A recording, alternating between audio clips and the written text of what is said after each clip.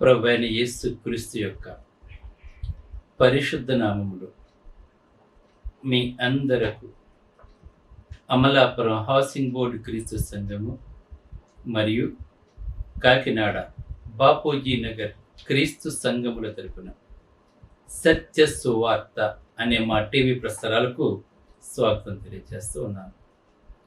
ధ్యానాశం, దేవుడు మానవుడయ్యాడు. ధ్యానాశం ప్రార్థన చేసుకుందాం.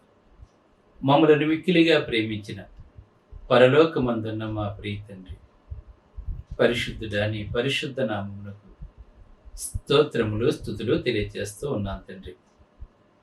ఇవాళ దేవుడు మానవుడయ్యాడు అనే అంశం మీద మాట్లాడబోతుండగా నీవే నాతో ఉండి మాట్లాడి ఈ సత్యము ప్రజలందరిలోకి వెళ్ళటానికి ఈ ప్రసంగం సహాయపడేలా చేయమని క్రీస్తు యేసు నామములో ఈ ప్రార్థన చేయుచున్నాను తండ్రి.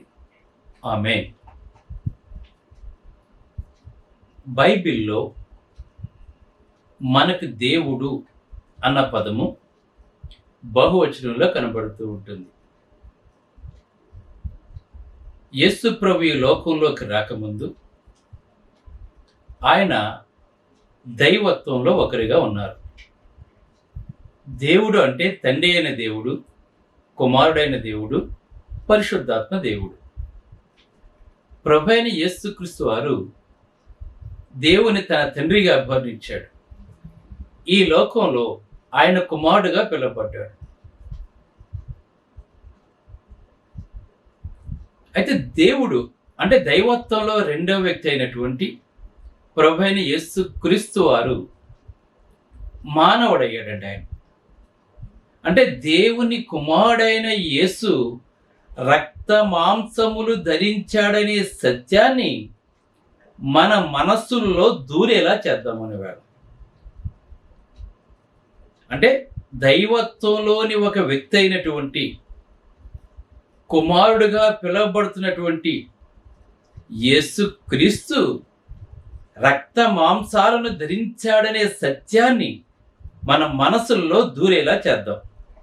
ప్రభువైన యేసు ఆయన నిన్న నేడు నిరంతరము దేవుని కుమారుడై ఉన్నాడండి. ఆయన ఈ లోకంలోకి రాక మునిపే ఆయన నిన్న నేడు నిరంతరము కూడా ఆయన దేవుని కుమారుడై ఉన్నాడు.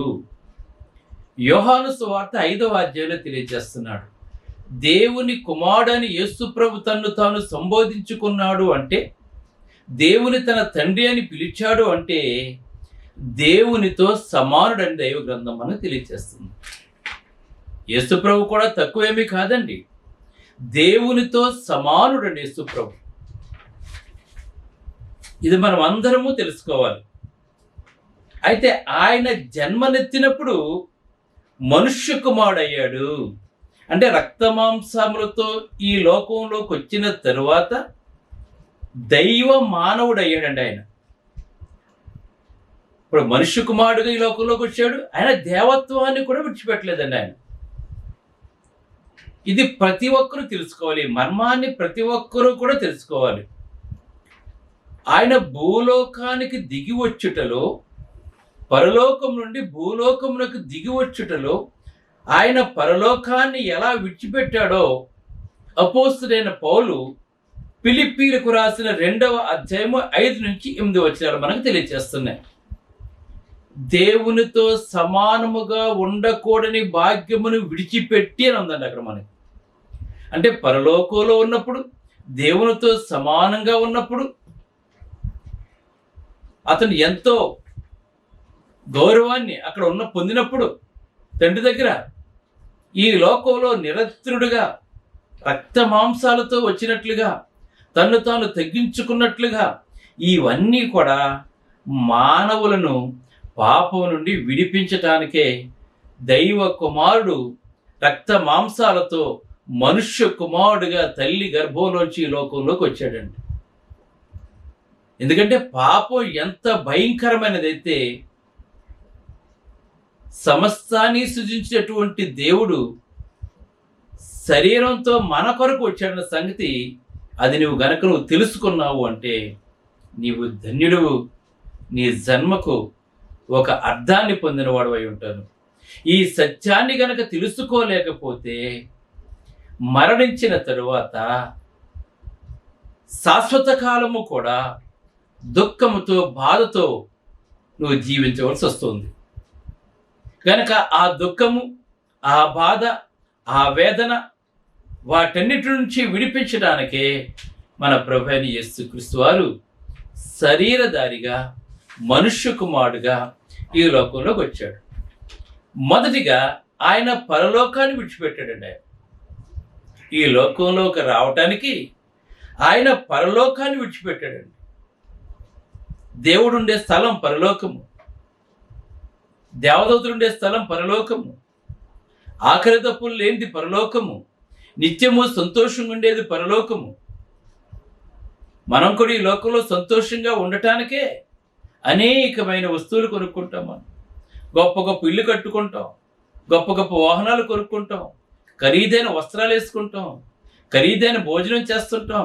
వీటన్నిటి ద్వారా మనం సంతోషాన్ని పొందుతూ ఉన్నాం. మనం కొన్ని ఈ సంతోషం అన్న శాశ్వత కాలం ఉంటుందా అంటే అది కొద్ది కాలం మాత్రమే ఉంటుంది. ఇక్కడ బీపీ వస్తే ఉప్పు వేసుకోకూడదు, షుగర్ వస్తే స్వీట్ తినకూడదు, అల్సర్ వస్తేనేమో కారం తినకూడదు. గమనించండి, ఇక్కడ రాత్రి ఏమో ఫుల్గా భోజనం చేయకూడదు, ఒక ఇడ్లీతోటో పుల్కాతోటో సరిపెట్టేసుకోవాలి. చూడండి, ఈ లోకంలో ఒక అశాంతి, అసంతృప్తి ఉందండి ఈ లోకంలో. కానీ పరలోకంలో అలా కాదు. ఇప్పుడు యవ్వన కాలంలో బిడ్డలు చూడండి, వాళ్ళు పరిగెడతారు, గొంతులు ఎడతారు, తింటారు, తింటే అరిగిపోద్ది, మళ్ళా తింటారు. వాళ్ళకి అసలు జీవితంలో దుఃఖం అంటే ఏంటో తెలియదండి. వాళ్ళకి చిన్నతనంలో చదువుకునే సమయంలో వాళ్ళకి జీవితం ఎంత బాగుంటుంది అనిపిస్తుంటుందండి. తర్వాత క్రమేపీ పెద్దవారైన తర్వాత ఆ బాధలు, కష్టాలు, శోధనలు అన్నీ కూడా అనిపిస్తే ఏంటి జీవితం అనిపిస్తూ ఉంటుందండి. కానీ చిన్న బిడ్డలు అసలు ఎటువంటి బాధరా బందీ లేకుండా ఎలాగైతే సంతోషంగా, నిత్యము సంతోషంగా ఉంటారో మనము కూడా పరలోకంలో అంతకంటే కొన్ని లక్షల కోట్ల సంతోషాన్ని మనం కలిగి ఉంటాం. అటువంటిది పరలోకం. అటువంటి పరలోకానికి మనల్ని అందరినీ తీసుకువెళ్ళటానికే మన ప్రభువైన యేసుక్రీస్తు రక్త మాంసాలు ధరించి దేవుని కుమారుడు, మనుష్య కుమారుడు అయిన ఈ లోకంలోకి వచ్చి, ఇది ప్రతి ఒక్కరూ కూడా తెలుసుకోవాలండి. ఆయన రావడానికి ఒక కారణం ఉంది. ప్రజలందరినీ తమ పాపం నుండి విడిపించడానికి, దుఃఖంలో ఉన్న వారిని సంతోషంలో నడిపించడానికి, చీకట్లో ఉన్నటువంటి వారిని వెలుగులోకి నడిపించడానికి వచ్చినటువంటి లోక రక్షకుడు అండి యేసు ప్రభు. యేసు అంటేనే అర్థం రక్షకుడు అని అర్థం అండి. రక్షించడానికి వచ్చాడండి. ఎందుకంటే పాపం యొక్క భారం చాలా భయంకరంగా ఉంటుందండి. ఇది అందరూ కూడా మనం తెలుసుకోవాలి ఈ విషయాన్ని. మనం కనుక పరలోకాన్ని విడిచిపెట్టాడు. తన తండ్రి ప్రసన్నతలో ఉన్న విలువైన ప్రేమను వదులుకున్నాడండి ఆయన. అక్కడ తన తండ్రి ప్రసన్నతలో ఉన్న ప్రేమను వదులుకున్నాడు. తండ్రి మనకు సుపీరియర్గా కనబడుతున్నాడు. ఇక్కడ ప్రభువైన యేసుక్రీస్తు కూడా దేవునితో సమానమైనా కానీ, ఒకరినొకరు వాళ్ళిద్దరూ హెచ్చించుకున్నా కానీ, మనకి తండ్రి అయిన దేవుడైనటువంటి యెహోవా ఆయన సుపీరియర్గా మనకు కనబడుతున్నాడండి. ఇక్కడ మనకు ఆ తండ్రి ప్రసన్నతలో ఉన్నటువంటి ప్రేమను వదులుకున్నాడు, విలువైన ప్రేమను వదులుకున్నాడు. ద్వేషం ఏమీ లేని స్థలంలోంచి వచ్చాడు ఆయన. పరలోకంలో ద్వేషం ఉండదండి. ఈ భూలోకంలో మనిషికి ఎప్పుడు మనుషులు ద్వేషిస్తూనే ఉంటారండి. ఎప్పుడు కూడా మానవ నైజం ఏంటంటే ఇతరులను ద్వేషించటం. మనం ఏదో ఒక రూపంలో ద్వేషిస్తూ ఉంటాం మనం. కానీ పరలోకంలో ద్వేషం అనేది ఉండదండి. ద్వేషమేమి స్థలం నుండి ప్రభువైన యేసుక్రీస్తు వారు మనల్ని పాపం నుండి విడిపించడానికి అసూయ, రోషము, అనుమానము అనేవి ఏవి లేని చోటు నుండి ఈ లోకానికి వచ్చాడండి ఆయన. పరలోకంలో ద్వేషం ఉండదు, అక్కడ రోషం ఉండదు, అక్కడ అనుమానం ఉండదు, అవేమీ లేని చూడండి. అక్కడ భేదాలు ఉండవు. నీవు వేరు నేను వేరని భేదాలు ఉండవు, సంఘర్షణలు ఉండవండి, అక్కడ వివాదాలు ఉండవు. అక్కడ అది ఒక రమ్యమైన ఐక్యమత్యాన్ని కలిగిన చోటండి అది. పరలోకం అంటే ద్వేషం, అసూయ అటువంటి ఏమీ ఉండవండి. అక్కడ రమ్యమైన ఐక్యమత్యాన్ని కలిగి నిత్యము సంతోషించే చోటండి అది. అటువంటి చోటును వదులుకొని ద్వేషము, అసూయ, పగ, క్రోధము, ధనాపేక్ష, వ్యభిచారం ఇవన్నీ ఉన్నటువంటి కుళ్ళు లోకంలోకి యేసు ప్రభువు వచ్చాడు. మనకు అనిపించవచ్చు మరి ఆయన సృజించిన వాడు ఆయనే కదా, ఈ కుళ్ళు ఎందుకు వచ్చిందని చెప్పి మనం అనుకోవచ్చు. మనం ఆయన కుళ్ళును సృజించలేదండి. ఆయన మొదట అన్నిటినీ కూడా మంచివే చేశాడండి దేవుడు. అన్ని దినాలు మంచివే, అన్ని నెలలు మంచివే, ఆయన అన్నీ సృజించినవన్నీ కూడా మంచివే. మానవుడు పాపము చేసి ఆ పాపానికి బానిస అయిపోయి ఆ పాపం యొక్క ఫలితమే ఇవన్నీ కూడా ఏంటంటే ద్వేషము, అసూయ, కలహము, క్రోధము, అనుమానాలు, ఇవన్నీ కూడా ఆ పాపం యొక్క ఫలితాలండి. ఇవన్నీ కూడా దేవుడు నరులను యథార్థవంతులుగానే నిర్మించండి. ఆయన చూడండి, అప్పటికప్పుడు పుట్టిన బిడ్డలో ఎటువంటి పాపం ఉండదు. ఆ బిడ్డకు అసూయ ఉండదు, ఆ బిడ్డకు ద్వేషం ఉండదు. ఆ బిడ్డ ఎప్పుడు చిరునవ్వు నవ్వుతూనే ఉంటాడు. పుట్టిన బిడ్డలు చూడండి, చిన్నప్పుడు చూడండి, వాళ్ళ నవ్వే ఉంటుంది కనుక ద్వేషం కానీ, కోపం కానీ, భేదాలు కానీ ఇవేమీ కూడా కనబడవండి. అలా సృజించాడు దేవుడు మనం. దేవుని మాట వినకుండా ఆజ్ఞను అతిక్రమించి మానవుడు ఈ లోకంలోకి పాపాన్ని తీసుకుని వచ్చాడండి. ఆ పాపం యొక్క ఫలితమే ఈవేళ ద్వేషము, అసూయ, అనుమానము, భేదాలు, సంఘర్షణలు, ఇవన్నీ కూడా. అటువంటి రమ్యమైన చోటు నుండి, ప్రశస్తమైన చోటు నుండి నిన్ను నన్ను కాపాడటానికి యేసు ప్రభువారు శరీరధారిగా రక్త మాంసాలతో మనుష్య కుమారుడుగా ఈ లోకంలోకి రావాల్సి వచ్చిందండి. ఇది ప్రతి ఒక్కరూ కూడా తెలుసుకోవాలండి. వాటింటి వదిలేసుకున్నాడు మన కొరకండి ఆయన. అపార్థాలు లేవు, కలతలు కూడా అక్కడ లేవండి. ఇక్కడ ప్రతి ఒక్కడికి అపార్థమే, ఒకరితో ఒకటి కలతలండి. ఇక్కడ మనకి ఎంత దారుణమైన లోకం అండి ఇది. మనం సమృద్ధైన పరలోక సౌభాగ్యాన్ని ఆయన విడిచిపెట్టేశారు ప్రభు అయిన యేసుక్రీస్తు వారు. ఆకలి దప్పులు లేవండి అక్కడ, పేదరికం లేని చోటు అండి ఇది. ఇక్కడికి వచ్చిన తర్వాత అన్నీ కూడా రివర్స్ అండి. ఇక్కడ పేదరికం ఉంటుంది, ఆకలి ఉంటుంది, ఇంకేముంటుంది, అన్నీ కూడా ఈ లోకంలో ఉండకూడదు, అన్నీ కూడా ఈ లోకంలోకి ఉన్నాయి. దీన్ని తీసుకొచ్చినప్పుడు కూడా మానవుడే అండి. ఇది మనం తెలుసుకోవాలి. పైగా ఆయన నరమాతృడు అయ్యాడండి. ఆయన దేవుడు ఏమైపోయాడంటే ఈవేళ నరమాతృడు. అంటే మనం అందరము కూడా ఎటువంటి శరీరంతో, ఎటువంటి ఆకలి దప్పులు కలిగి మనం ఉన్నామో ఆయన కూడా అలాగే నరమాతృడైన. ఆయన జన్మ, ఆయన ఆదిని సూచించట్లేదండి. ఆయన ఈ లోకంలోకి రావటం ఆయన ఆదిని సూచించదు, ఆయన మానవ ప్రత్యక్షతను సూచిస్తుందండి. దేవుడు మానవుడిగా ప్రత్యక్ష అవటం మాత్రమే ఆయన జన్మ సూచిస్తుందండి ఈ లోకంలో. ఇది ప్రతి ఒక్కరూ తెలుసుకోవాలి. ఆయన జన్మ, ఆయన ఆదిని సూచించట్లేదండి, ఆయన ప్రత్యక్షతను మాత్రమే సూచిస్తుంది. కాలం అనే రంగస్థలంలోని ఆయన మానవ ప్రత్యక్షతను సూచిస్తుంది. యేసుప్రభు అంటే ఎవరు అనుకుంటున్నారు మీరు? నిత్యత్వం, పరలోకం అనేది నిత్యత్వం, నిత్యము ఉండే చోటు అండి అది. అక్కడ నిత్యము సంతోషం కలిగి ఉండే చోటు. కానీ నిత్యము, నిత్యత్వము, కాలము కలిసే చోటుగా, నిత్యత్వము కాలము కలిసే చోటుగాను, దేవత్వం మానవత్వం పరిపూర్ణంగా మిశ్రమ స్థానంగాను. ఇప్పుడు ప్రభు అయిన యేసుక్రీస్తు దేవత్వాన్ని అదేవిధంగా మానవత్వమును పరిపూర్ణంగా మిశ్రమంగా కలిగి ఉన్నాడు యేసు ప్రభువారు. ఆయన మనుష్య కుమారుడుగా దేవత్వాన్ని విడిచిపెట్టలేదండి. ఆయన పరలోకము భూలోకము కలిగ్గానే ప్రభు అయిన యేసుక్రీస్తు అండి. ఆయన పరలోకంలో ఎలా ఉన్నాడు అలాగా, భూలోకంలో ఎలా ఉన్నాడు అలాగా, పరలోకము భూలోకము కలిగగాను ప్రభు అయిన యేసుక్రీస్తు ఉన్నారండి. ఆయన జన్మించడానికి మాత్రమే కాదండి, మరణించినట్లు ఆయన సంపూర్ణమైన మానవుడై ఉండడానికి కూడా ఇష్టపడ్డాడు. ఆయన కేవలం జన్మించడానికే కాదండి, ఒక భయంకరమైన మరణాన్ని అనుభవించడానికి కూడా ఇష్టపడి ఆ ప్రసన్నతను వదులుకొని, పరలోకంలో ఉన్న ప్రసన్నతను వదులుకొని దేవుడిగా ఆయన మానవుడయ్యాడు. దేవుడిగా ఆయన మానవుడయ్యాడండి. ఆయన దేవుని కుమారుడై ఎండియు మనుష్య కుమారుడయ్యాడండి. అక్కడ దేవుని కుమారుడు ప్రభు అయిన యేసుక్రీస్తు వారు ఈ శరీరధారిగా వచ్చినప్పుడు ఇక్కడ ఏమైపోయాడండి? ఆయన మనుష్య కుమారుడు అయిపోయాడండి. ఆయన దేవుడు మనుష్యుడు అయిపోయాడండి. ఆయన దేవత్వం కలిగినటువంటి వాడు నరూపుగా ఉన్నాడండి ఈ లోకంలో. ఇది క్రైస్తవం యొక్క మహాత్తర సత్యం అండి. క్రైస్తవ్యం దేని మీద ఆనుకుని ఉందండి? యేసుక్రీస్తు శరీరధారిగా ఈ లోకంలోకి రావటం, దేవుని కుమారుడు మనుష్య కుమారుడుగా అవ్వటం, దేవత్వము మానవత్వము మిశ్రమగా ఉండటం, ఇది క్రైస్తవం యొక్క మహాత్తరమైన సత్యం అండి. ఆయన రావటం నిజం, ఆయన చనిపోవటం నిజం, తిరిగి లేవటం నిజం. ఇదే క్రైస్తవ్యం. ఈ అంశం మీద క్రైస్తవం అంతా ఆధారపడి ఉంటుందండి. నీవు ఈ సత్యాన్ని నమ్మగలిగినట్లయితే, యేసుప్రభు శరీరధారిగా నా కొరకు ఈ లోకంలోకి వచ్చాడు, నా పాపలు క్షమించడానికి ఈ లోకంలోకి వచ్చాడు, నేను అనుభవించవలసిన శిక్ష ఆయన అనుభవించాడు, ఆయన నా కొరకు చనిపోయే సమాజం తిరిగి లేచాడు, ఆయన తండ్రి కుడిపార్శ్వం మీద ఆసీనుడై ఉన్నాడు, మళ్ళా రెండవ రాకడలో ఈ లోకంలోకి రానయ్యున్నాడు, ఆయన రెండో రాకడలో వచ్చాడు, పంచభూతాలు మిక్కిటి వెంటతో లయమైపోతాయి, ఈ సృష్టి మొత్తం కాలిపోతుంది, అంతమైపోతుంది, ఆయన నన్ను వచ్చి పరలోకం తీసుకుని వెళ్తాడు. ఈ సత్యాన్ని కనుక నువ్వు నమ్మినట్లయితే నీ జన్మకు ఒక సార్థకతను, అర్థాన్ని కలిగిన వాడు అవుతుంది. ఈ సత్యం మాత్రమే ప్రకటిస్తున్నాం.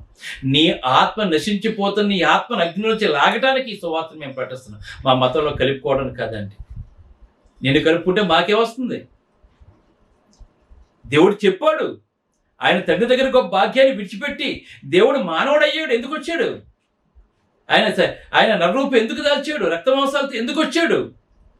ఆ పాపం యొక్క భయంకరత్వం నీకు తెలియదు కనుక తెలియచెప్పి నేను ఆ పాపను రక్షించడానికి వచ్చాడు. నీవు ఈ సత్యాన్ని నమ్మగలిగినట్లయితే అప్పుడు క్రైస్తవులను మిగిలిన సత్యాన్ని నువ్వు నమ్మగలుగుతావు. ఇది నమ్మకపోతే నువ్వు క్రైస్తత్వం సత్యాన్ని నువ్వు ఎప్పటికీ నువ్వు తెలుసుకోలేవు. అవును, క్రైస్తవంలో ఊగిసలాడించే సత్యం ఏదంటే నజరేయుడగు యేసు నడుగా చేయబడిన దేవుడై ఉండెను. ఇది నువ్వు నమ్మాలి. నజరేయుడైన యేసు నరుడుగా చేయబడిన దేవుడై ఉన్నాడు. దేవత్వాన్ని పోగొట్టుకోకుండా ఆయన నరరూపు దాల్చండి. అది ఆయన నరరూపుగా ఉన్నప్పుడు దేవత్వాన్ని ఎక్కడా కూడా పోగొట్టుకోలేదండి. ఆయన నిజంగా సంపూర్ణంగా ఎలాగ దేవుడో ఆయన నరుడై సంపూర్ణంగా కూడా నరుడై ఉన్నాడు. క్రైస్తవ్యంలో ఈ భాగాన్ని నమ్మగలిగిన వారికి మిగిలిన దాన్ని నమ్మటంలో ఏ ఇబ్బంది కూడా ఉండదండి. ఇది కొంతమందికి అర్థం కాకపోవచ్చు. ఇది ఇప్పుడు అర్థం కాకపోతే తర్వాత అర్థమవుతుంది. నువ్వు ఎప్పుడైతే చచ్చిపోతావో ఆ మరుక్షణమే నీకు తెలుస్తూ ఉందండి. క్రైస్తవ్యాన్ని ఎందుకు హేళన చేస్తున్నావు, ఎందుకు అపహాసం చేసావు, నువ్వు ఎంత బుద్ధిహీనుడిగా నువ్వు ప్రవర్తించావు, అప్పుడు అర్థమవుతుందండి. ఇప్పుడు అర్థమవుతుంది మీకు చాలామందికి. అందుకే ఆ యోహాను 1:14 చెప్తున్నాడండి, ఆ వాక్యం అంటే యేసుక్రీస్తు శరీరధారి కృపాసత్య సంపూర్ణుడిగా మన మధ్య నివసించినని యోహాను మనకు రాస్తున్నాడండి. దేవుడు మానవుడయ్యాడు, దేవుని కుమారుడు యూదుడయ్యాడు, సర్వశక్తుడు భూమి మీద నిస్సహాయమైన మానవ శిశుగా ప్రత్యక్షమైనండి ఆయన ఈ లోకంలో. గమనించండి, దేవుడు మానవుడయ్యాడు, దేవుని కుమారుడు ఏమైపోయాడండి? యూదుడైపోయాడండి. వేళ సర్వశక్తుడు భూమి మీద నిస్సహాయుడైపోయిన మానవ శిశుగా ప్రత్యక్షమయ్యాడండి. వేళ ఆయన తల్లి గర్భం నుంచి బయటకు వచ్చిన వెంటనే ప్రతి బిడ్డ కూడా ఎలాగైతే ఏడుస్తాడో అలాగే ఏడ్చాడండి. ఆయన పడక మీద పరుని తేరు చూస్తూ చేతులు నలుపుకుంటూ శబ్దాలు చేయటం మించి మరి ఏమీ చేయలేని వాడుగా నిలిచాడండి. సమస్తాన్ని నిర్మించినటువంటి వాడు ఆయన. మనందరినీ కలగజేసినటువంటి వాడు ఆయన. మన కొరకు ఆ తల్లి గర్భం నుంచి ఒక చిన్న శిశువుగా వచ్చి, చిన్న శిశువు ఎలాగైతే ఉంటాడో ఆయన కూడా అలాగే ఉన్నాడు. పోషింపబడవలసిన వాడై ఉన్నాడు, బట్ట మార్చవలసిన వాడై ఉన్నాడు, మిగిలిన ఇతర బిడ్డల వల్ల ఆయన నేర్పించవలసిన వాడుగా ఉన్నాడు. ఇది భ్రమయో మోసమో కాదండి. దేవుని కుమారుని బాల్యదశ వాస్తవమై ఉన్నది.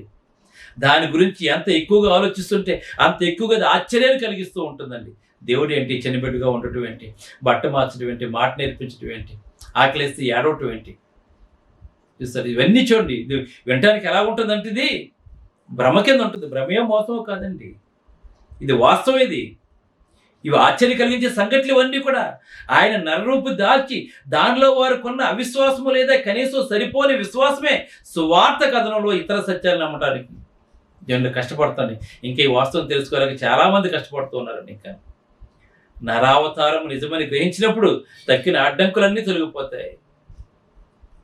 ఆయన మనుషులకు దాసుడయ్యాడండి. పైకి లోకంలోకి వచ్చి దేవుడు పరిపాలన చేయవలసినటువంటి వాడు, ఏలిక చేయవలసినటువంటి వాడు. ఆయన మనుషులకు దాసుడయ్యాడు. ఆయన రాజగృహంలో ఒక రాజుగా జీవించలేదండి. ఆయన దాసుడిగా పేదరికంలో పొరలాడాడు. సేవ చేయించుకోలేదని సేవ చేయటానికి వచ్చాడండి.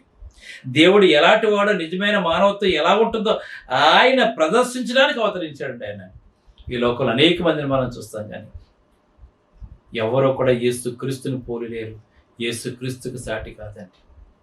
ఈ లోకంలో ఉన్న వాళ్ళందరూ కూడా ఒక శరీరంతో మానవుడు ఉంటే ఎటువంటి కోరికలు వాళ్ళకు ఉంటాయి. దేవుళ్ళు కూడా అటువంటి కోరికలు కలిగి అటువంటి సంసారాలు కుటుంబాల్ని కలిగి ఉన్నారు తప్ప యేసుప్రభు అటువంటి దానికి దూరం ఉండి ఒక దేవుడు ఎలాగైతే ఉండాలో అలాగే ఉన్నటువంటి వాడండి యేసుప్రభు. ఆయన ప్రత్యేకించబడినటువంటి వాడండి. ఆయన ప్రేమలో, మాటలో, సూచక్రియలు, అద్భుతాలు, ఆశ్చర్యాలు ఆయన 100కి 100 పాళ్ళు దేవునిగానే ఉన్నాడు తప్ప ఆయన సామాన్యమైన వాడికి ఎక్కడా కూడా లేడండి. ఆయన మరణాన్ని లోబర్చుకున్నాడు. మరణాన్ని లోబర్చుకుంటే ఆయన సంపూర్ణంగా నరుడైండి వాడండి. ఆయన మరణాన్ని కనుక లోబర్చుకోలేదనుకోండి, అందరిలాగా నేనే చనిపోయి కుళ్ళిపోయాడు అనుకోండి, ఆయన దేవుడిగా మనం అనుకోవాల్సిన అవసరం కూడా మనకు లేదండి. ఆయన మరణానికి లోబర్చుకున్నాడు కానీ ఆయన మరణాన్ని జయించాడండి. ఆయన మరణం ఆయన ఏమీ చేయలేకపోయిందండి. ఆయన పైగా హీనాతిహీనమైన మరణం, శిలువ మరణానికి ఆయన తనతో లోబర్చుకున్నాడు. మనం ఎవరైనా సరే నిద్రలో చనిపోవాలని చెప్పి అనుకుంటాం, కానీ చిత్రహింసలతో కూడిన మరణాన్ని ఆయన పొందాడు. కానీ ఆయన ముందుగానే చెప్పాడు, బ్రతికుండగానే చెప్పాడు, నేను నా ప్రాణమును పెట్టడానికి వచ్చాను, నేను నా ప్రాణమును పెట్టగలను, మరలా తీసుకోగలను చెప్పాడండి. ఆయన ఎవరో కూడా చంపలేదండి. ఆయన చావటానికి ఇష్టపడి వచ్చాడండి. దేవుణ్ణి ఎవడో ఏమీ చేయలేడు. ఆయన ఇష్టపడి వచ్చాడండి. ఆయన రక్తం కార్చకపోతే నీకు పాప క్షమాపణ లేదని ఆయన చనిపోవడానికి ఇష్టపడి వచ్చాడు. తల్లి గర్భంలో చనిపోవడానికి ఇష్టపడి వచ్చాడు యేసుప్రభు వారు. చాలామంది అంటూ ఉంటారు, ఆయన శిలువలో తను కాపాడలేకపోయాడు, దేవుడు ఎలాగవుతాడు. అంతవరకునే నీకు తెలుసు. నీకు ఆయన మరణం ఏమీ చేయలేకపోయిందని, ఆయన కనుక మరణించడానికి ఇష్టపడకపోతే ఏ మానవుడు కూడా ఆయన ఏమీ చేయలేడని ప్రతి మానవుడు తెలుసుకోవాలండి. ఆయన చనిపోయాడు, చంపబడ్డాడు, కానీ తిరిగి లేచాడు. ఎంతమంది తెలుస్తుంది? తిరిగి లేచాడు. మరణం ఆయన ఏమీ చేయలేకపోయిందండి. ఎందుకు చేయలేకపోయిందంటే ఆయన మరణించిన తర్వాత మహాభూకంపం కలిగింది. 3 గంటల కటిక చీకటైపోయింది. మరణించక ముందు బండల బద్దలైపోయినాయి. ఎన్నో అద్భుతాలు జరిగాయండి. ఆయన తిరిగి లేచిన తర్వాత ఆయన ఎంత గొప్పవాడు అంటే నిజంగా ప్రభు అయిన యేసుకి మరణ సమయం ఆకాశం నలుపుగా మారిపోయింది, భూమి కంపించింది, దేవాలయం తెర పైనుండి కిందకి చిరిగింది, మరియు సమాధులు తెరవబడ్డాయి. నిద్రించిన అనేక మంది పరిశుద్ధులు శరీరంలో లేచారు. ఆయన లేచిన తర్వాత యేసు నుండి ప్రవేశించి అనేకులు కనబడ్డాడు. ఆయన తిరిగి లేచిన తర్వాత 40 దినాల పాటు అనేకులు కనబడ్డాడు. ఆయన వాస్తవం ఇది. ఇందులో ఏ మాత్రం అబద్ధం కానీ మోసం కానీ ఏమీ లేదండి. ఇది అనేక మందికి తను తాను కనపరుచుకున్నాడండి. ఆయన మృతుల్లో నుండి లేచాడు. ఆయన గొప్ప దేవుడండి. ఆయన బ్రతుకుండగానే అనేక మందిని బ్రతికించినటువంటి వాడండి. ఆయన ప్రభు అయిన యేసుక్రీస్తు ఒక సామాన్యుడు వ్యక్తి కాదు, నరుడు కాదండి. ఆయన దేవుడు మనుషులుగా దేవుడు మనం తెలుసుకోవాల్సిన విషయం ఏంటంటే దేవుడు మనుషులను నివసించడం కాదు. అంటే దేవుడు మనుషులను నివసించడం అంటే మనం తెలుసు, మనకి అటువంటి వాడు దేవుడు అంటాం మనం. అలాంటి వారు అనేక మంది ఉన్నారు. మనిషి దేవుడిగా చేయడం కాదు, మనిషిని కొంతమంది దేవుడిగా కూడా చేసుకుంటారు.